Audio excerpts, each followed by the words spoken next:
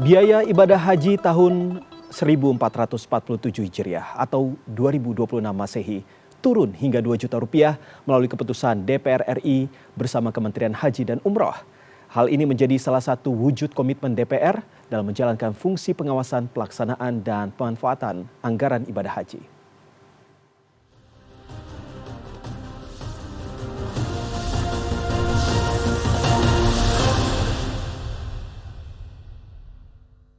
Pada masa persidangan ini, DPR RI melalui alat kelengkapan Dewan bersama Menteri Haji dan Umroh Republik Indonesia telah menyepakati biaya penyelenggaraan ibadah haji atau BPIH tahun 1447 Hijriah 2026 Masehi sebesar 87,4 juta rupiah dan besaran BPIH atau biaya yang dibayarkan oleh jamaah juga turun menjadi 54,1 juta rupiah.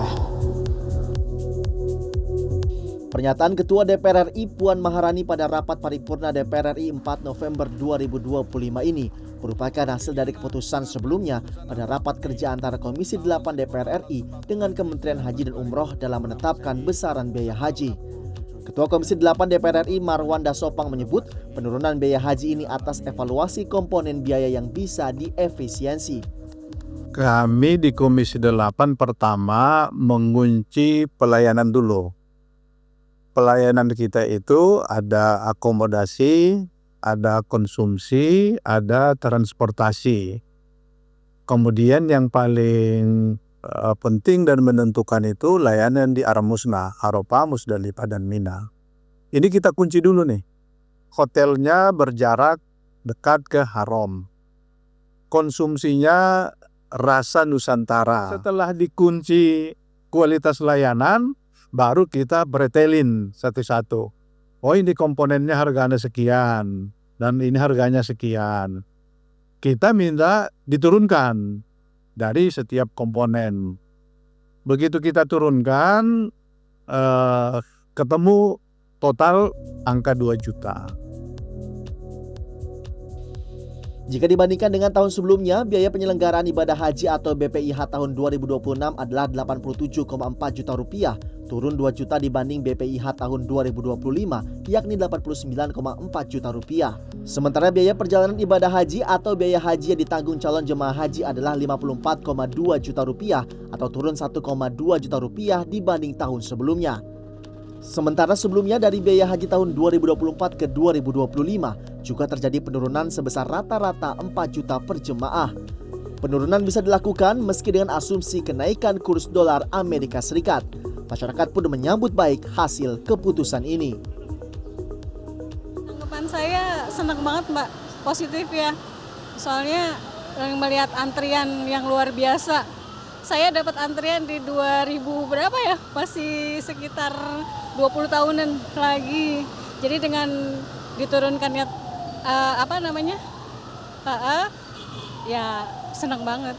Ya, tanggapannya sih alhamdulillah ya, jadi moga-moga nggak cuman yang mampu aja yang bisa ke sana, tapi semua orang ya yang keinginannya ada jadi bisa ikutan juga. Semoga kualitasnya juga makin baik sehingga pas lagi kita naik haji juga di sana nyaman.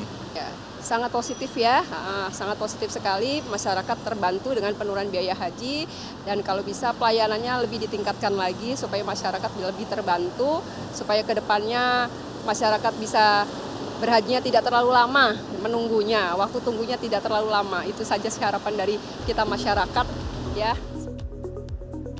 Tentu tanggapan positif dari masyarakat diikuti pula dengan harapan kontrol kualitas pelayanan bagi jemaah haji. Kini alat kelengkapan Dewan bermitra dengan badan yang telah berubah menjadi Kementerian Haji dan Umroh menurut Undang-Undang Nomor 14 Tahun 2025. Ketua Komisi 8 menegaskan persoalan ibadah haji dari tahun ke tahun harus dievaluasi dengan lebih serius, terlebih kini kementerian bisa lebih fokus pada ibadah rutin haji dan umroh. Kita ingin segera dilakukan seleksi dan pemanggilan untuk pelunasan. Kemudian setiap kloter diselesaikan mulai sekarang.